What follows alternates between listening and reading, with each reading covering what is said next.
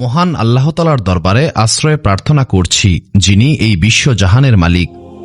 ঈসা আলাইহিসসালামের জন্মের প্রায় ৬০০ বছর আগে বনি ইসরায়েল সম্প্রদায়ের উপর মহান আল্লাহ তাআলা গজব নাজিল করেছিলেন।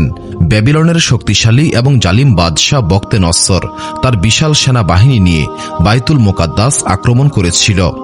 বক্তে নাসসারের বাহিনী বাইতুল মুকাদ্দাসকে ধ্বংসস্তূপ বানিয়ে ফেলেছিল। বনি ইসরায়েল সম্প্রদায়ের চিৎকার এবং আহাজারিতে বাইতুল মুকাদ্দাসের বাতাস ভারী হয়ে উঠেছিল। মূল আলোচনা শুরু করার আগে ভিডিওটি লাইক করুন এবং চ্যানেলটি সাবস্ক্রাইব করুন। এই দুনিয়ার এই বন্দীদের মধ্যে থেকে জ্ঞানী এবং সুন্দর চেহারার যুবকদেরকে আলাদা করে ফেলবে।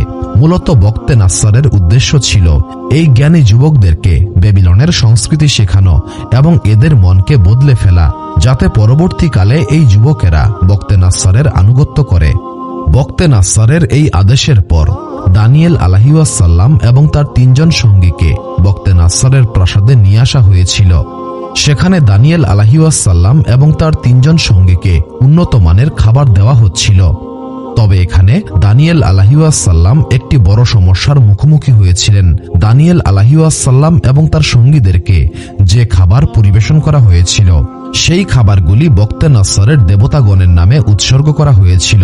যেহেতু দানিয়েল আলাইহিসসালাম নবী ছিলেন, এই কারণে এই সমস্ত খাবার দানিয়েল আলাইহিসসালামের জন্য হারাম ছিল।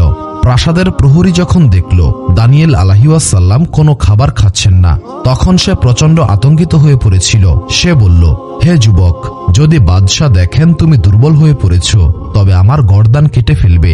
দানিয়েল আলাইহিসসালাম তখন বললেন, আপনি আমাদেরকে মাত্র 10টা দিন সময় দিন। এই 10 দিনে আমরা শুধু সবজি এবং পানি পান করব। 10 দিন পর আপনি আমাদেরকে পরীক্ষা করে দেখবেন, যারা শাহী খাবার খাচ্ছে তাদের তুলনায় আমরা শক্তিশালী হব।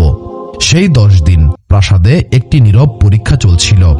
একদিকে বনি ইসরায়েলের অন্য যুবকেরা গোশত এবং শরাব পান করছিল, অন্যদিকে দানিয়েল আলাইহিসসালাম এবং তার সঙ্গীরা শাকসবজি খেয়ে মহান আল্লাহ তাআলার শুকরিয়া আদায় করছিলেন।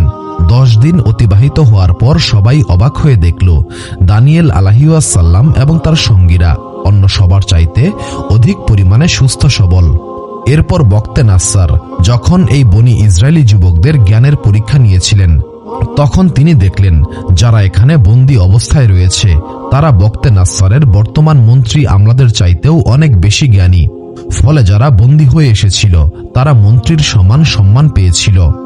অন্যদিকে বাদশাহ বক্তে নাসসারের এই সিদ্ধান্তে রাজ্যের মন্ত্রী আমলারা প্রচণ্ড হিংসায় জ্বলে পুড়ে মরছিল। তারা গোপনে একটি বৈঠকের আয়োজন করেছিল।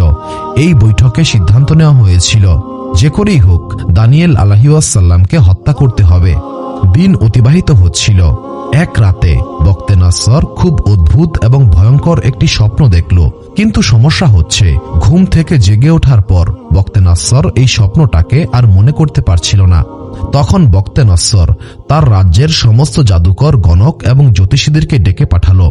জ্যোতিষী এবং জাদুকররা উপস্থিত হওয়ার পর বক্তে নাসসার তাদেরকে উদ্দেশ্য করে বলল, তোমরা গণনা করে দেখো আমি কি স্বপ্নে দেখেছি এবং এই স্বপ্নের ফলাফল কি হতে পারে। তোমরা যদি বলতে না পারো তবে তোমাদেরকে কঠোর শাস্তির মুখোমুখি হতে হবে।